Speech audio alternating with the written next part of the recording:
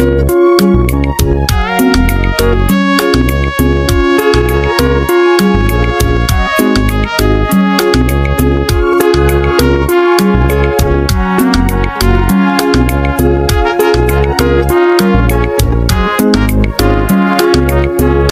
vous bénis tous au nom du Seigneur Jésus-Christ. Que Dieu vous bénisse.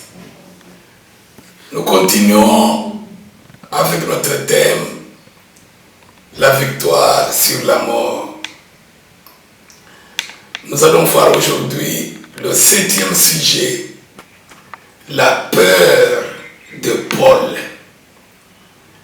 Nous vous supplions d'être attentifs pour écouter ce message sur la peur de Paul jusqu'à sa fin. Et nous vous serions gré de bien vouloir le partager avec les autres et surtout de vous abonner à notre chaîne. Nous allons prier afin d'écouter la parole. Père Céleste, nous te bénissons. Dieu des cieux, nous t'invoquons et te supplions d'être avec nous du début jusqu'à la fin, au nom de Jésus-Christ. Amen.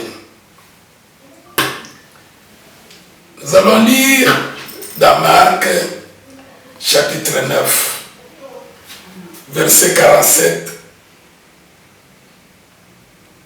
à 48. Et si ton œil est pour toi une occasion de chute, arrache-le. Mieux vaut pour toi entrer dans le royaume de Dieu, n'ayant qu'un œil, que d'avoir 2 yeux et d'être jeté dans la géhenne, où leur ver ne meurt point, et où le feu ne s'éteint point. Nous allons ajouter un verset dans Apocalypse 20, verset 10. Apocalypse 20, verset 10.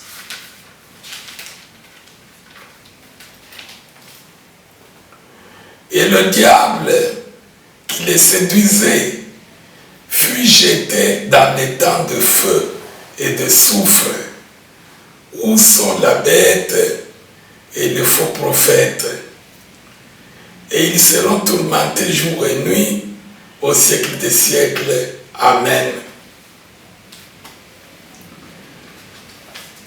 Nous avons lu dans Marc chapitre 9, 47 à 48, où le Seigneur dit, si ton œil est pour toi une occasion de chute, arrache-le. Mieux vaut pour toi entrer dans le royaume de Dieu, n'ayant qu'un œil, que d'avoir 2 yeux et d'être jeté dans la géhenne, où le ver qui pique ne meurt point, où le feu qui brûle ne s'éteint point. Bien-aimés dans le Seigneur, nous parlons de la mort, de la victoire sur la mort. Et aujourd'hui, nous allons connaître le nom de la véritable mort. Nous avons compris depuis le début de cet enseignement que ce que nous voyons dans le monde, être appelé mort n'est pas la vraie mort selon Dieu. Ce n'est qu'un départ de l'âme qui quitte le corps. Dans Jacques 2, 27, 26 ou 27, dans l'introduction, l'âme, le corps sans âme est mort. Alors aujourd'hui, la véritable mort, quel est son nom?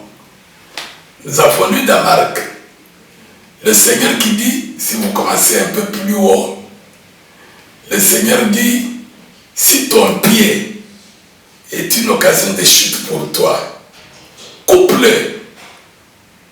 Mieux vaut entrer au ciel boiteux avec un seul pied plutôt que d'entrer dans la géhenne avec des pieds.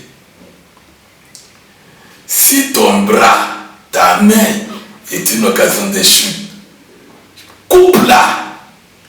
Mieux vaut pour toi entrer au ciel marchant, c'est-à-dire avec un seul bras, une seule main, que d'avoir deux et entrer dans la géhenne. Et il continue en disant, si ton œil est une occasion de chute pour toi, arrache-le. Mieux vaut pour toi entrer dans le royaume des cieux, borgne, plutôt que d'entrer dans la géhenne ayant les deux yeux. Et il nous définit ce qu'est la géhenne. Le Seigneur nous dit, dans la géhenne, il y a le ver. Nous connaissons les vers. Ne crois pas que c'est un verre comme quelque chose de spécial, non. Verre pas comme le verre avec lequel on boit de l'eau. Verre, V-E-R. In English, si on spelle V-J-I-R, verre. Il y a les vers intestinaux, comme des ankylostomes, des amibes, des ténians. Il y a les vers de terre. Il y a aussi les vers. C'est le même créateur là qui a créé tout ça. Et il a aussi créé, réservé des vers de la géhenne. Dans la géhenne, c'est un étang de feu. Cet étang là-bas, il n'y a pas seulement le feu, il y a aussi le ver. Et ces vers là-bas, ce n'est pas comme les vers de terre, intestinaux. Tu prends les médicaments ou tu les tues, ils meurent, non. Il dit, ces vers-là ne meurent point, ne seront point, c'est-à-dire ne meurent point. Il ne faut que piquer l'âme. Donc il y a le feu là-bas, ce feu-là ne s'éteint jamais. Et il y a aussi troisième élément, nous avons lu d'Apocalypse 20, 10. Il y a le soufre. Le soufre, c'est une matière que Dieu a créée. Par exemple, les boîtes des allumettes, la poudre là, on fabrique avec le soufre explosif. Ça brûle. Il y a trois choses que Dieu a créées qui sont dans cet étang. L'étang, c'est comme un lac de feu. C'est ça l'enfer.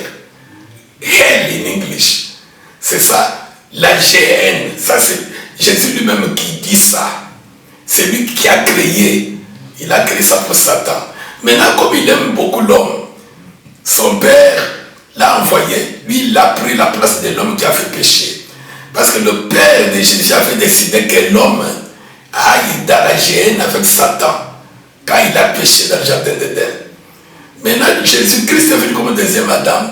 Il a pris notre place pour libérer l'homme, l'empêcher, le sauver. Quand on dit Jésus est sauveur, il nous sauve de la colère de Dieu à venir. Cette colère, c'est la géhenne. La mort éternelle, le feu qui ne s'éteint point. Les vers qui ne sont que piqués. Et ça fait très mal. Et puis il y a le souffle qui ne fait qu'exploser, brûler le corps de l'âme, pas ce corps de chair. Alors, Jésus a vaincu la mort pour nous. Nous les chrétiens, nous n'allons pas entrer dans la géhenne. Mais il y a une condition, c'est le 7e sujet.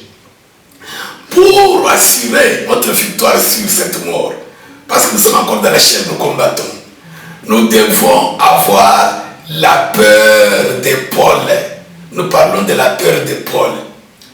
Jésus dit, si ton bras coupe-le, occasion de chute, c'est-à-dire quoi? Si ton bras te fait pécher, parce que quand tu pêches, tu transgresses la parole de Dieu, alors tu iras dans la géhenne avec Satan. Si ton bras te fait pécher, coupe. Si ton œil te fait pécher, coupe. Si ta jambe te fait pécher, coupe. Si ton cœur te fait pécher, coupe. Si, je ne sais pas, ton oreille coupe. Qu'est-ce que cela veut dire? Parce que Jésus parlait toujours en parabole. Et le Saint-Esprit est venu, le Saint-Esprit est dedans de nous pour expliquer ce que Jésus dit. Jésus dit ici clairement, si ton corps de chair pour un intérêt quelconque, un besoin quelconque, t'amène à transgresser les commandements de Dieu, t'amène à pécher contre Dieu, accepte, même s'il faut dormir avec faim, même s'il faut mourir, même s'il faut mourir célibataire, même s'il faut mourir avec un seul enfant, même s'il faut mourir sans enfant, même s'il faut avoir seulement des tenues de l'échange, accepte qu'il en soit ainsi pour que tu n'entres pas dans la gêne quand tu vas quitter ce corps de chair. Le message est quoi? C'est-à-dire, pendant que nous sommes dans ce corps, nous ne devons pas avoir pitié de ce corps. Quand il s'agit de mettre en pratique la parole de Dieu, de peur que quand nous allons mourir, nous puissions aller dans la gêne. Nous allons lire alors ce sujet là-bas, pour bien que nous expliquions le 7e sujet. C'est dans 1 Corinthiens 9. 1 Corinthiens 9, 27. Mais je traite durement mon corps et je le tiens assujetti par peur, de peur, moi Paul, d'être moi-même rejeté par Dieu quand je veux quitter ce corps. Après avoir prêché aux autres comme je prêche ici, que moi David, quand je quitterai ce corps de chair, je sois rejeté par les anges de Dieu pour être jeté dans la géhenne où le ver ne rompt point, où le feu ne s'éteint point, où le soufre ne termine pas. Ça, sont les paroles du Saint-Esprit dans la bouche de celui qui nous a annoncé l'évangile, l'apôtre des nations. Il dit, je traite durement mon corps, par peur que moi, Paul, quand je partirai de ce corps, je vois les anges de Dieu me rejeter et les anges de ténèbres venir me prendre pour m'amener dans la prison, de la prison au jugement, du jugement de la géhenne. J'ai peur. J'ai peur.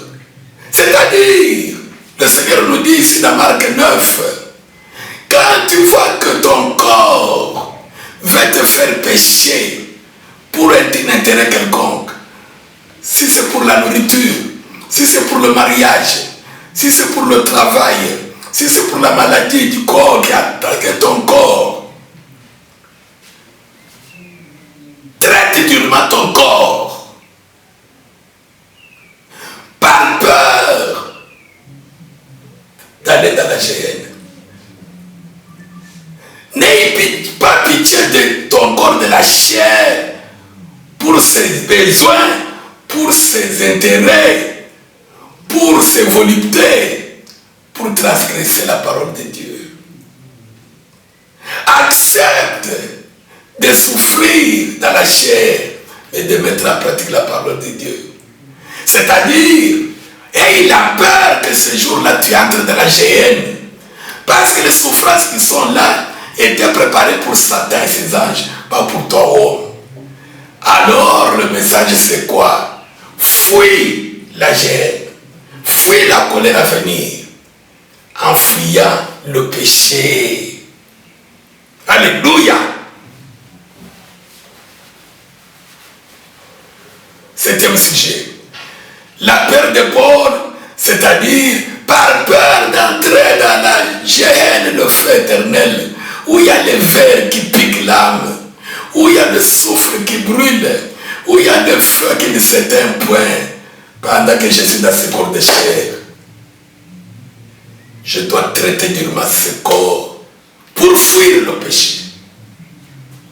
C'est le péché qui amène dans la géhenne. C'est le péché qui a amené Dieu à créer la géhenne pour Satan quand il a péché dans le ciel. Et quand aussi l'homme l'a déçu, il a dit, ok, toi aussi tu mourras comme Lucifer. La terre ne meurt pas. Rappelez-vous chapitre 3, Genèse, quand l'homme et la femme ont péché. Dieu n'a pas parlé, vous mourrez. Il avait dit, tu mourras. Il s'adressait à l'âme. Au chapitre 3, il dit, tu es poussière, tu retourneras poussière. Ce corps de chair, c'est une poussière. Et la poussière finit par s'évanouir, par disparaître, par tomber. Mais toi et moi, nous connaîtrons alors la réalité. Nous verrons deux camps. Les anges de Dieu, les anges de Satan. À côté pour nous amener dans le paradis. De l'autre côté pour nous amener dans les abîmes, dans les ténèbres, dans les séjours des morts. En attendant le jugement et la géhenne. Ceux à droite pour aller dans le paradis. En attendant la résurrection, la première résurrection des justes. L'enlèvement, les noces de l'agneau. Si dans cette marche, pendant que nous sommes dans ce corps, tu n'as pas la peur de Paul, sache que la géhenne t'attend, tu es candidat à la géhenne. Fuis le mal. Fuir le mal, c'est ça traiter durement le corps, par peur d'être rejeté. La mort, on la fuit de loin. Quand tu vois la mort venir, on la fuit. Regardez ce qu'on appelle la mort dans le monde. Comment nous fuyons quand il y a eu la pandémie Corona. C'était une petite chose pour Dieu. Comment on fuyait. La mort, on la fuit quand il y a des guerres partout au monde. Regardez comment les gens se dispersent. Ils fuient la guerre. Ils fuient la mort. Et pourtant, ce n'est pas la vraie mort. Maintenant, la véritable mort, c'est la géhenne. L'enfer. Le hell, ça existe. Pour fuir maintenant la géhenne, Jésus nous dit, fuis le péché. Parce que c'est le péché qui est le virus de la géhenne. Toute maladie a des virus. Virus de HIV, c'est pas sida en français. Virus, c'est pas de corona. Quand quelqu'un a ce virus, c'est pas le même jour où il commence à tomber malade de corona ou de sida. C'est après quelques jours, l'homme tombe malade et il meurt. Le péché est agréable. Il est agréable, comme on avait dit à Ève. Satan lui a dit c'est agréable. Il a mangé, c'était agréable. Mais il y a la mort qui vient plus tard. Et tu le sauras quand tu vas quitter ce corps. N'ayons pas soin de la chair pour en satisfaire les convoitises. Traitons durement ce corps en fuyant le mal. Alléluia. Paul a eu peur. Est-ce que toi et moi nous avons peur du péché? Parce que nous voyons, nous sommes les aigles, la géhenne. Le septième sujet, traiter durement le corps par peur d'être ce jour-là disqualifié. Vous savez ce qui va se passer? Personne ne va entrer dans la géhenne de lui-même. Il n'y a personne qui accepte qu'il entre dans le feu. Le Seigneur Jésus lui-même dit plusieurs fois dans la Bible, les anges vont les jeter dans la géhenne. Même le diable. Nous avons lu dans Apocalypse. Nous avons lu Apocalypse 20:10. Je pense que vous avez compris le septième sujet. Traiter durement le corps par peur d'entrer dans la géhenne, en fuyant le péché.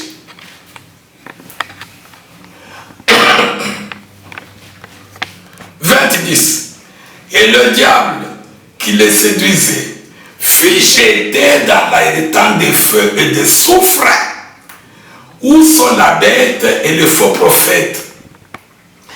Et ils seront tourmentés jour et nuit, au siècle des siècles. Bien aimé, ce n'est pas du théâtre. Ça, c'est la parole de Dieu. La parole de Dieu ne ment jamais. C'est Dieu qui a créé toutes choses et qui nous a créés. Quand il parle, ce n'est pas du théâtre. Vous savez qui sera jeté le premier dans la géhenne avant que les hommes soient jetés? C'est le diable. Peut-être que tu ne le savais pas. On va commencer par le diable lui-même. Et le diable, c'est un roi, il a des princes que vous connaissez et que vous ne connaissez pas. Il y a la bête, il y a le faux prophète, il y a, c'est pas les Bélial, il y a, c'est pas les Mammons, etc., etc. On va prendre le diable. La Bible dit, il sera, les anges vont jeter. Parce que le diable lui-même, il a peur, il ne peut pas de lui-même y aller. Et après, alors, le jugement, d'après ce fait-là, la fin, nous verrons ça plus tard si Dieu nous le permet. Ça, maintenant, les hommes, suivez maintenant votre maître, le diable. Parce que quand vous étiez vivant dans la chair, vous traitiez la chair comme votre reine, votre corps de chair. Vous aviez refusé de traiter durement de corps pour fuir la colère à venir. La mort, on l'a fui avant. N'attendez pas que la mort arrive pour la fuir. C'est l'occasion maintenant que Dieu nous donne de fuir la mort, le péché. Voyons un exemple pratique. Joseph en Égypte, comme vous le savez très bien, il était étranger comme nous. Domestique. Un homme de 30 ans qui avait besoin aussi d'avoir le sexe des femmes, de se marier, d'avoir des enfants, d'avoir du travail. Un enfant de Dieu comme toi et moi. Maintenant,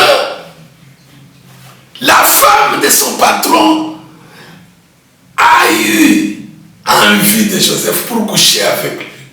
Quelle bonne opportunité, quelle bonne occasion pour Joseph de coucher avec cette femme.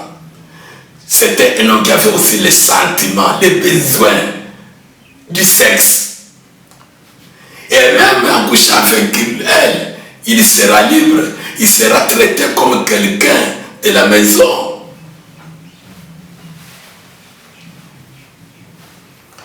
Joseph a vu que son corps avait besoin de coucher avec cette femme. Mais que Dieu ne voulait pas, parce qu'en faisant cela, l'âme de Joseph, quand il va mourir, l'âme va souffrir, entrer d'abord dans la prison, la vraie prison de Lucifer, en attendant le jugement. Mais s'il refuse, la femme va l'amener dans la prison de Potiphar. Joseph a préféré traiter durement son corps, qu'il reste comme ça 30 ans sans connaître des femmes, 30 ans sans enjoy, sans avoir de plaisir, 30 ans domestique, 30 ans esclave. Il a préféré comme le mettre dans la prison de Potiphar, plutôt que dans la prison là. Jésus a eu peur de cette prison. Paul a eu peur de cette prison. Pourquoi toi et moi, bien-aimés, nous n'avons pas peur? Nous ne fouillons pas le péché. Et regarde ceux qui sont de ta bouche, ma soeur, pour faire plaisir à ton corps. Et regarde ton cœur. Et regarde ta vie. Tu ne sais pas partager même le peu que Dieu t'a donné avec quelqu'un. Parce que tu veux que ton corps aille de progrès en progrès, de grâce en grâce. Il y a un jour où tu n'entreras pas dans la prison de Potiphar comme Joseph, mais tu entreras dans la prison souterraine, la prison qui est là. Joseph a eu peur de cette prison-là. Il a eu peur de la géhenne. Il a dit non, je vais traiter durement mon corps. Je n'ai pas pitié de mon corps. Même si je meurs sans femme, je meurs sans enfant, je meurs dans la prison de Potiphar. Et il est allé dans la prison de Potiphar. Quand il est mort, il a dit, Dieu nous visitera. Vous allez amener mes os dans Canaan.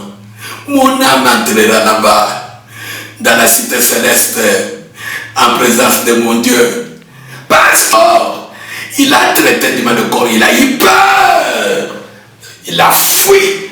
Vous savez que cette femme-là même saisie dans les habits. Joseph a vu que ce n'était pas facile. Il a même laissé seul. Il est sorti torse nu, nu. Il a accepté la honte. Il a accepté la prison du corps, qu'on coupe les bras, qu'on arrache l'œil, qu'on coupe le cœur, qu'on fasse tout. Mais que je puisse échapper. Nous avons lu dans l'Apocalypse 20:10. Dans la géhenne, où ils seront tourmentés des siècles et des siècles. Des siècles et des siècles. Dieu est très sage. Dieu est très prudent. Dieu n'est pas un homme. Il sait que non, si je tue Satan et c'est fanatique les hommes, une fois il meurt, il ne perd rien. Tu vas rester vivant si tu es incrédule à cette parole. Tu ne fais que pleurer des siècles et des siècles. Il y a le ver qui te pique. Il y a le soufre qui te brûle. Il y a le feu qui te brûle. Des siècles et des siècles. Des pleurs et des grincements de dents. Non! Le Seigneur ne fait pas ça. Voilà pourquoi il a quitté son trône et descendu bien-aimé. Le sujet est annoncé. Nous allons lire un passage dans Jean 11. Nous savons très bien notre thème, c'est la résurrection de Lazare, la victoire sur la mort. Si nous fuyons le péché en traitant durement notre corps, advienne que pourra pour ce corps, nous avons la victoire sur la mort. C'est pourquoi le Seigneur a dit, si ton œil est une occasion de chute, c'est-à-dire si ton œil veut te faire pécher, coupe-le. Nous voyons dans le monde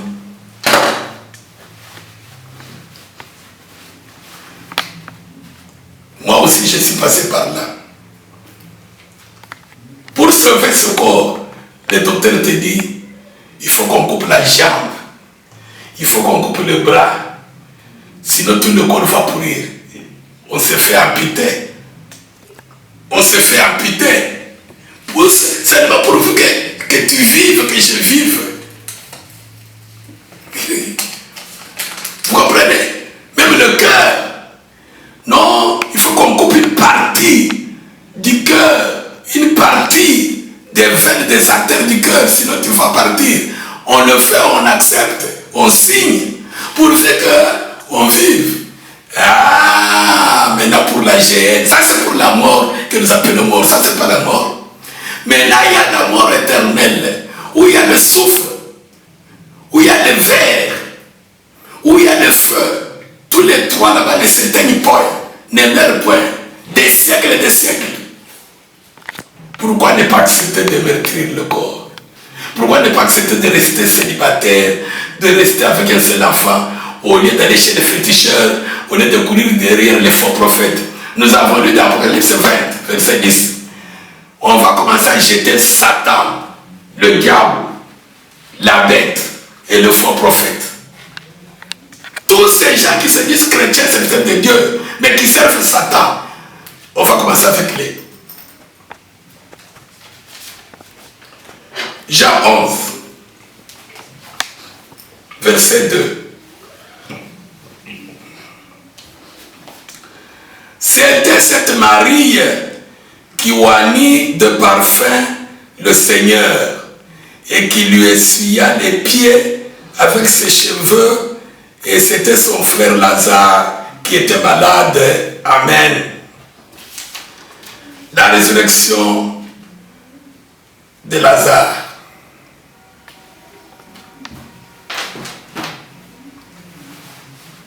La victoire sur la mort.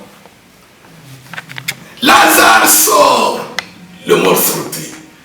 Bien-aimé, pourquoi Jésus n'avait-il guéri et ressuscité des morts que Lazare à Béthanie, pendant qu'il y avait beaucoup de sépulcres, beaucoup de morts?